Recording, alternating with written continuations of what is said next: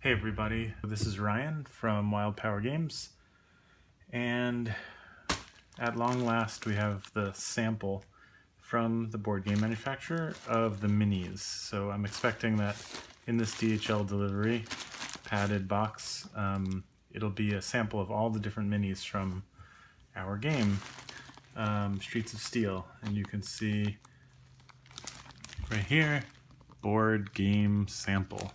So that's pretty cool. So let's cut it open and see what's going on inside. Sorry for that horrible sound.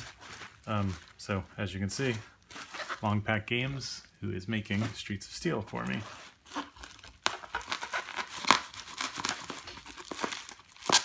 Do a little surgery. Oh my god. Okay, so what these should be is our first shot plastics, prototypes of the minis. So these look like they're going to be impossible to open. So I'm gonna, there's a bunch of them in here. So I'm gonna pause and I'm gonna slice a bunch of these open and get them ready to show you.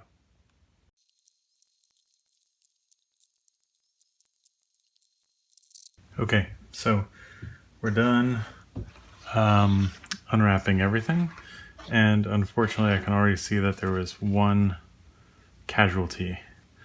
So we'll figure out who that is in a minute. I don't want that to be the first one I see because that'll bum me out.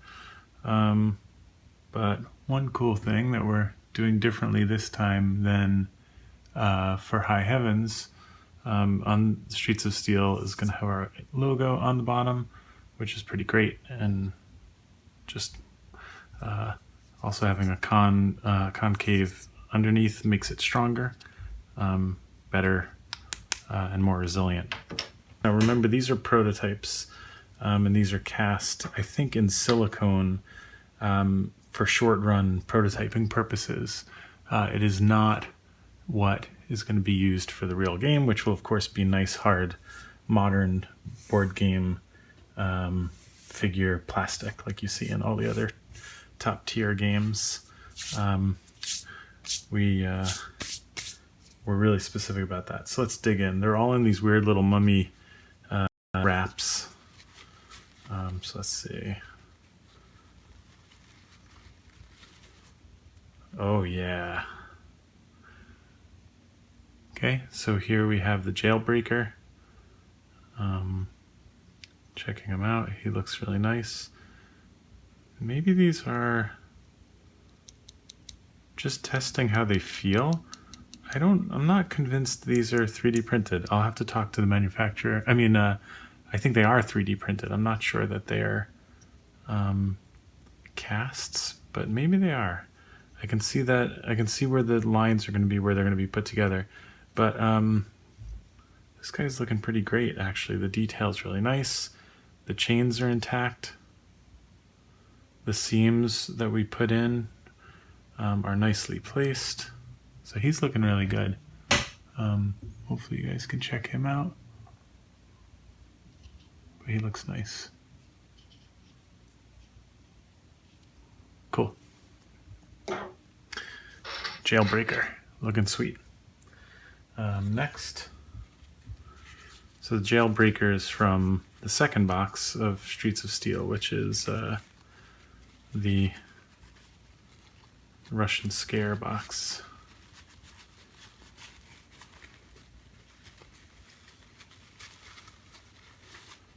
This is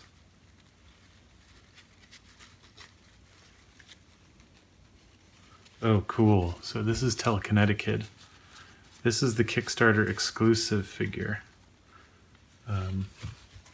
So he's the teen with the Sony Walkman type headset and little cassette player. He is floating in the air, Magneto style, from the old X-Men arcade game. You can see his jacket's flying up and he's in a sort of Magneto pose. This was totally purposeful to reference the cool old Magneto pose from the arcade game. And he's also looking really good. I used Marvelous Designer for this, if you saw any of the Instagram videos while we were making this, in order to make real cloth simulation for his jacket, as if it was being blown by the wind. So he's looking pretty good. Next up is, see if I could tell by, oh, these are the command droids, all from the second box, the Rush and Scare box. Oh, she looks awesome. These are really nice, high detail. She looks great. Oh my God. Her little jacket is flapping in the wind from the impact, from the recoil of her giant cannon. She looks really, really nice. Let me see if I can focus in on her.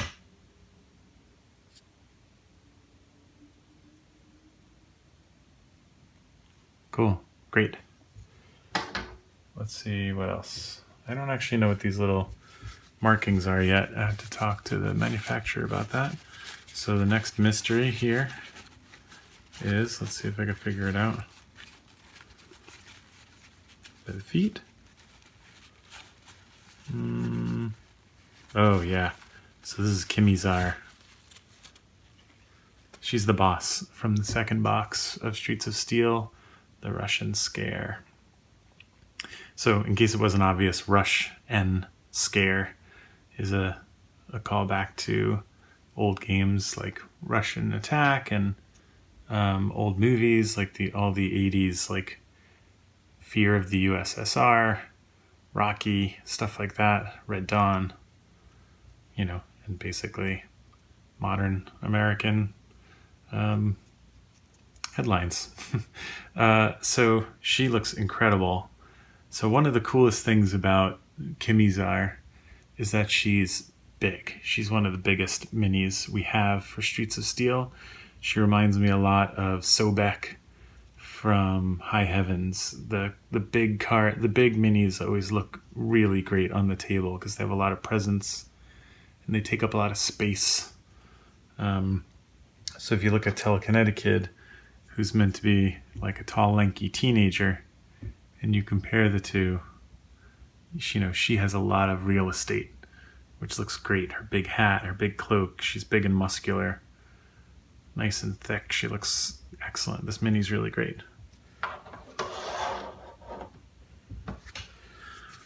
All right, who's next?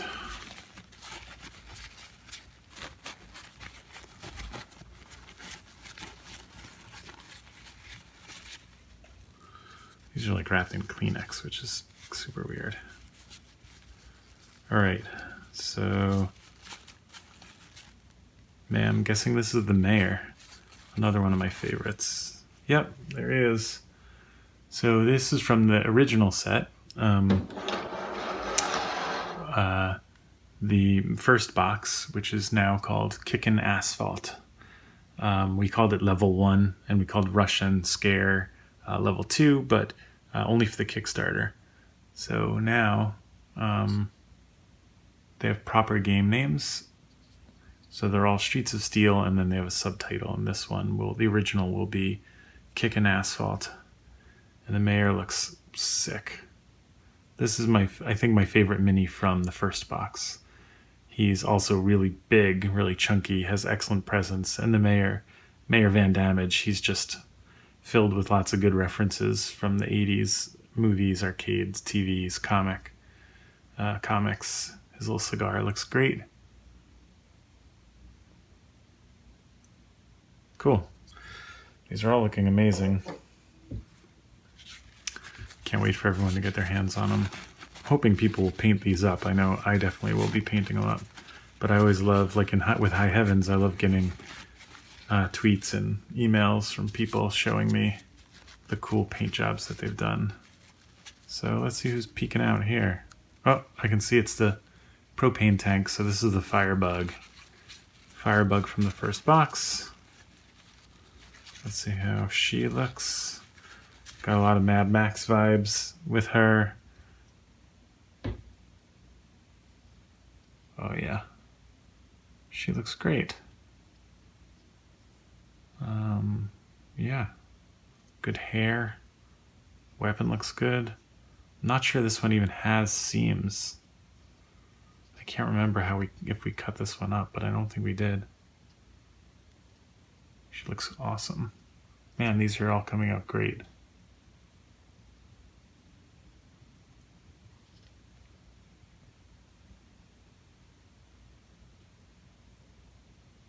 Little flamethrower, blunderbuss. Nice. Let's see, who's next?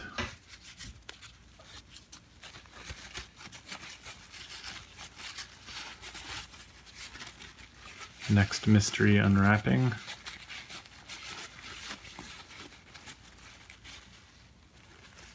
Oh, I can tell from the one high top, one low top, and the skinny ankles that this is a Punks. And there he is. Oh yeah. So this was pretty much the character I was most excited to design in the beginning. He was meant to pay homage to Y Signal, an old character who in video games was legendary for being the first character in the fighting games that didn't face you, didn't face the player. You saw only his back. And he's got a really nice rat tail. You can, I don't know if you could tell, but in the sculpt we made sure that his butt was sticking out a little bit. So he's got a little butt crack for people to paint, which will be fun. Oh, he looks great. His head and his face look awesome. You can see every detail on his face and in his mohawk. All of his little quilted jacket parts. Again, like if there are seams on this guy, they're invisible. Awesome. Looks so good. This is so exciting. One of the big reasons I even got into making games in the first place was because I wanted to make minis. So whenever I get the first shots of minis, I'm always super excited. Because I do a lot of sculpting, and I have a lot of friends that help me sculpt for Wild Power. And I've been sculpting for Wild Power for years now. And so I love working with them, and they give us great stuff. So this little thing sticking out, I know who this is. This is the Kill Guru. This is the Killer Kangaroo Ninja. Obvious references to Teenage Mutant Ninja Turtles, but also Tank Girl. Looking good. There's like a little mark here. I don't know if the manufacturer's trying to tell me something. But also looks great. Really delicate features. The bandana. This looks good. The shuriken looks good. Tail's nice and fat. Another great mini.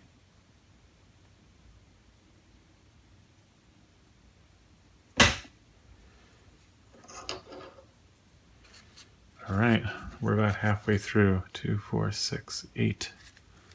Yep, we're about halfway through. And there's some good ones still to come. I can't wait to see Square Peg. She's another one of my faves. Oh yeah. Here we go. The wolf from the wolf pack. He's looking good. I like him because he sits low and has a lot of good detail for washes for people who are going to paint him up. He looks pretty ferocious.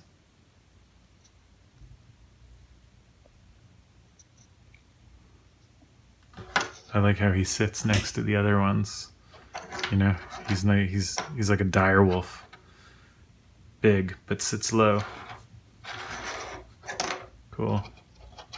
Turn him to face us. Next up, oh, what's peeking through here? Oh, I can tell what that is. That looks like a pretty gross bunch of tentacles sticking out. So this would be the boss, Muty. from the first box. Yep, here he comes. I had a lot of fun sculpting him. Let's see. Okay, so I can already see, actually I think it fell off. Hold on one second, I'm gonna pick something up. There's one little casualty here. The boss, Muty, has this big honkin' gross arm that's been converted into tentacles, and part of his face is doing the same. Callbacks to all kinds of things like Lovecraft and Swamp Thing, and especially the Toxic Avenger, which was a favorite of mine back in the 80s. Kingpin, there's all kinds of fun stuff in here. But sadly, his jewel-topped cane has broken. And this little thing fell out, which I'm guessing was part of it, but that's probably what it was. So I'll obviously have to talk to the manufacturer about that. This is way more brittle than the material that we're going to be using. So I'm not really actually that worried about it, because I have things, I have stuff from High Heavens, which if I go grab some.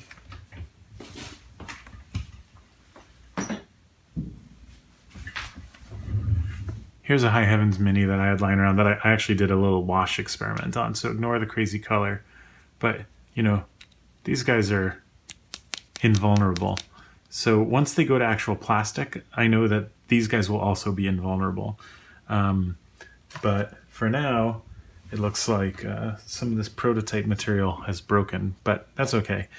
Another big, thick mini that looks amazing on the table and feels great. It's really nice and round, and he's got this great tentacle arm. Okay, sweet. Let's see what's next. I'll do a little peek, and we'll see. Okay, those are Joe's legs. I'm guessing this is average Joe. Nope, this is Berserker Joe. So intentionally, they're similar. It's sort of like a Rift in Time character, just like in the old Star Trek episode where you see evil Spock, and the only difference is basically that he has a goatee. Same's true with Joe. So he's got a different pose. He's got torn clothes. They're all shredded. His hair's longer and crazier. He's making a screaming face. I actually did a fun thing where I took his hair off in the sculpt, and he looked like Kratos from God of War, the new God of War, which was funny. But you see he's all torn up and he's all flexed out and he's kind of freaking out because he's berserking. Because if you have seen his card in the game, he starts out kind of average, but the more health he loses, the stronger he hits. So he goes into berserker mode. So when we get the other Joe out, we'll compare them, which will be cool. Let's see who we have here. I see some feet. Let's see. Can I guess who it is based on the feet? Yep. This, I think, is going to be Kiki. And there she is. Kiki the kicker. She has a sweet skirt, which is looking really nice and detailed. She's about to kick someone's face. She's got a nice facial expression on her. She looks good too. Nice anticipatory pose. Awesome. All right, who's next? This one has a big thing sticking out here. So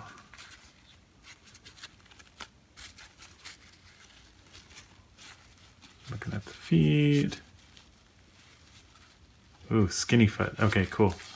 This is Square Peg.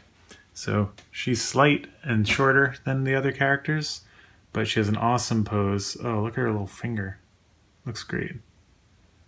So she's got like an old Amiga that she's converted into these little Protecto bots that fly around with her in the game. So she's like one of the only characters that has sort of ranged attacks based on little other creatures that she controls. Everyone else is kind of melee based. She looks awesome. Her little glasses came out great. Square Peg, obviously, based on a lot of the 80s silly movies, but especially based on Square Pegs, which was a really awesome, fun show. That was pretty inspirational in a lot of ways. Some great characters. She looks good. There's also a little Ms. Marvel, Kamala Khan in this, just because I think that new comic is so great that I wanted to do a little homage to her too. All right, here we go.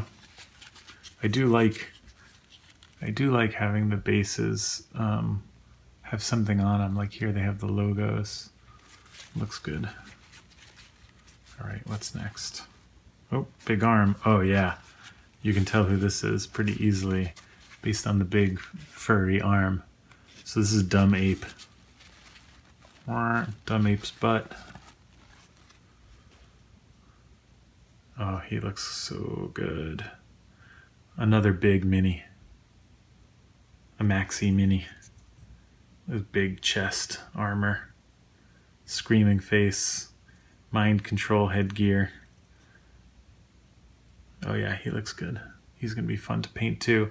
All the ones with fur and patterns and spikes and stuff, those will do for people who do quick dry brushing or washing. Those are always really fun. They get a good result real quick. Again, here's just like a super fast test, but you can see in his cape and in his face, the washes pick up really nicely underneath the cape. All right, Dumb Ape, looking good. So far, I'm at 100% loving these minis. Unfortunately, a couple of them broke, but I know that's the prototype material and not the an actual problem with manufacturing. So we have one broken one that we saw the foot broken off, and then we have the boss's cane. Let's see, what is this? Oh, rollerblades. That can only be one person. That's Candy Connor. Oh, she looks good. She's the delivery girl. Delivering on her rollerblades. Fastest character in the game. Awesome haircut, sweet earrings. Yep, she looks great. Sweet. All right, this is the last one before we get into the one that has the broken base. Seems kind of big. Maybe this is going to be Joe.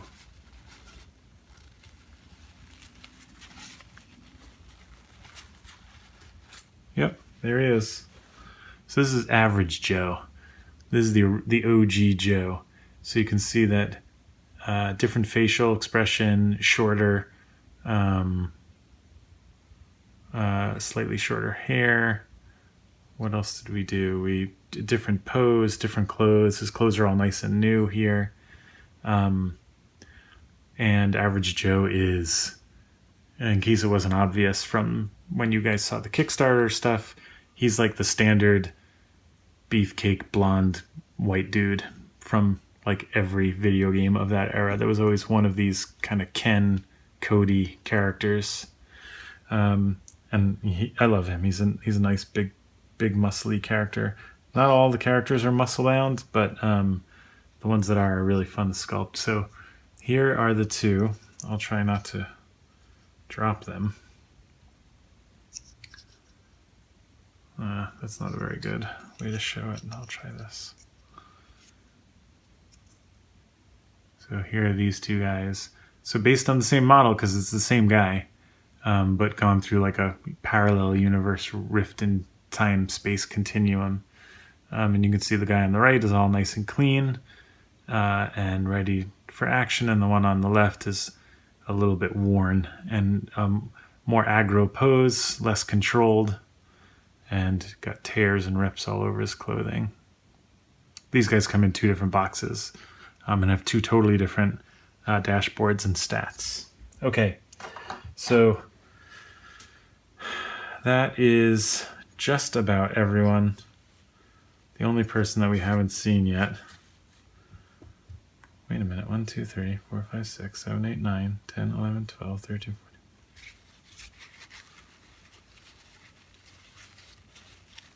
Oh, this is going to be Ludo.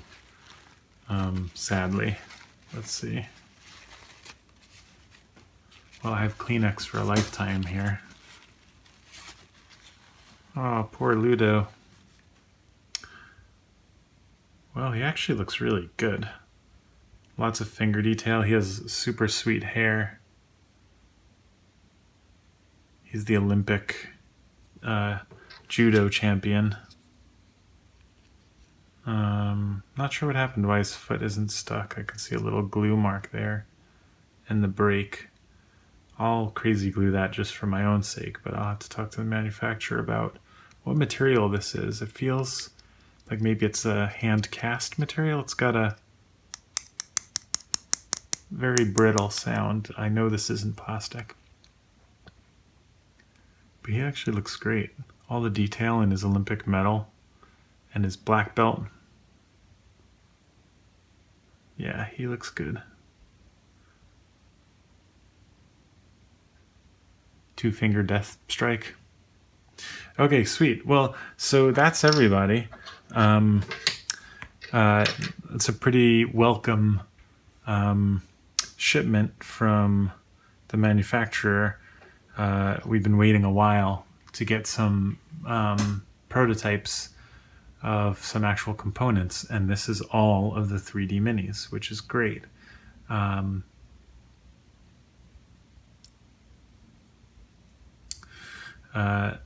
Yeah, so thanks for watching that stuff with me, and I'll show you more as soon as we get it.